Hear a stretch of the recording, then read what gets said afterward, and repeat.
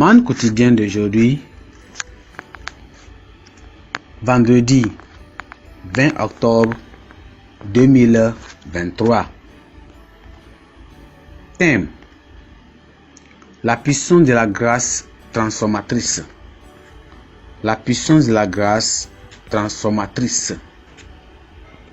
Texte: Luc chapitre 8.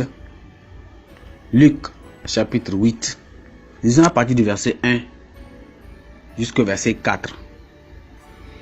Ensuite, Jésus allait de ville en ville et de village en village, prêchant et annonçant la bonne nouvelle du royaume de Dieu. Les 12 étaient avec lui et quelques femmes qui avaient été guéries d'esprits malins et de maladies.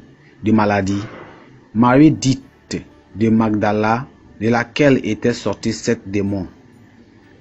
Jeanne, femme de Chuza, intendant d'Hérode, Suzanne et plusieurs d'autres qui l'assistaient de leurs biens. Une grande foule s'était assemblée et les gens étaient venus de diverses villes auprès de lui et il dit cette parabole. Amen. Le verset clé, c'est le verset 2. Les 12 étaient avec lui et quelques femmes qui avaient été guéries d'esprits malins et de maladies. Marie, dite de Magdala, de laquelle étaient sortis 7 démons.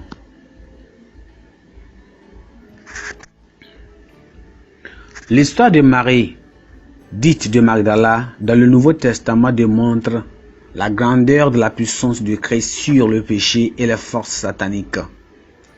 Savoir qu'une femme de son profil pouvait être délivrée des mauvais esprits et les étouffements mondains démontre clairement la puissance de Christ dans la vie de ceux qui ont part à sa grâce.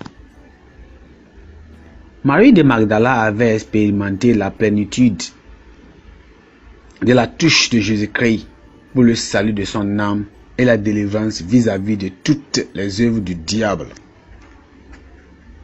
Ce n'est pas étonnant qu'elle ait démontré un amour hors du commun à l'égard du Sauveur au cours de son ministère sur la terre et même après sa mort.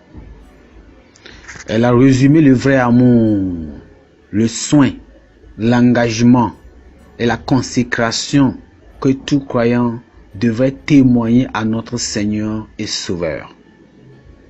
L'histoire de Marie de Magdala résonne au quotidien parmi les événements du Nouveau Testament et nous montre la nature de l'œuvre de la rédemption complète que Christ est venu accomplir dans la vie du vil pécheur et la réponse qui devait être celle des récipiendaires de cette glorieuse grâce de Dieu. Il est dit que l'on attend beaucoup de celui à qui on a beaucoup donné. Si nous voulons le meilleur de Dieu, alors nous devons lui donner la première place dans nos vies. Beaucoup de personnes connaissent des échecs et même des pertes parce qu'elles n'ont pas réellement donné à Dieu la première place. Le Maître nous a donné un salut complet comme il l'avait fait pour Marie de Magdala. Nous devons lui rendre l'appareil de son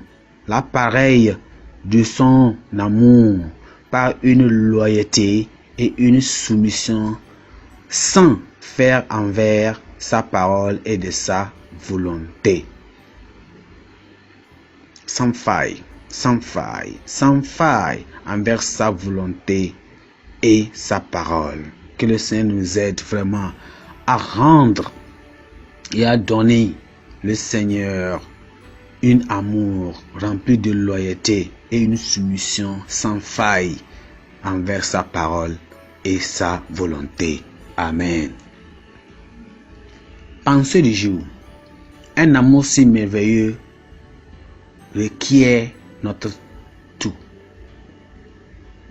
Un amour si merveilleux requiert notre tout.